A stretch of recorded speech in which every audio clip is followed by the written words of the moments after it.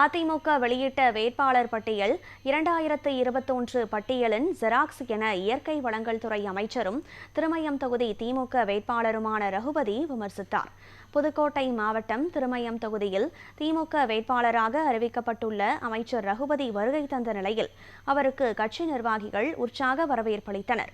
அப்போது 2021ஆம் ஆண்டு வெளியிடப்பட்ட அதிமுக வேட்பாளர் பட்டியலின் ஜெராக்ஸ் தான் இப்போது அறிவிக்கப்பட்ட பட்டியல் என்றும் இது அதிமுக பாஜக கூட்டணிக்கு தோல்வி பட்டியல் என்றும் தெரிவித்தார்.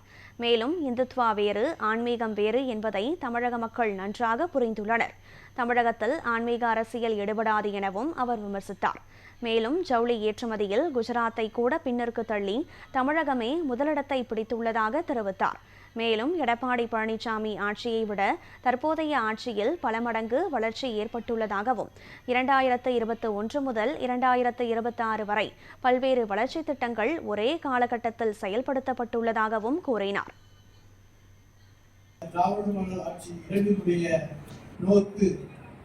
இலக்கு என்பது 200+ என்று வைத்திருந்தோம்.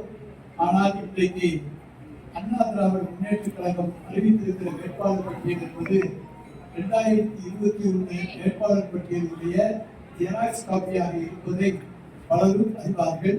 அதில் சில மாற்றங்கள் மட்டும்தான் செய்யப்பட்டிருக்கிறது. எனவே அதே வேட்பாளர்கள் பட்டியல் தான்.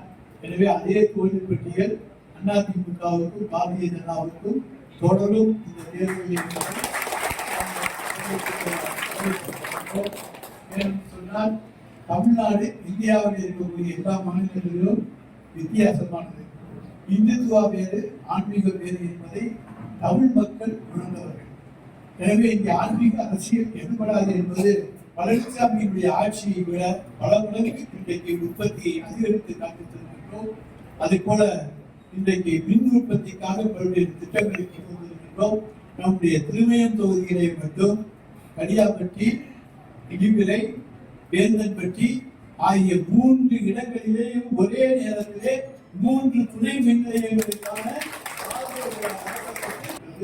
இப்படி பல்வேறு வளர்ச்சி பணிகளும் ஒரே காலகட்டத்திலே நடந்தது என்று சொன்னால் அது 2021-26 காலகட்டமே தவிர வேறு எந்த காலகட்டத்திலும் வளர்ச்சியை பெற்றதில்லை என்பதை சொல்ல முடியும்.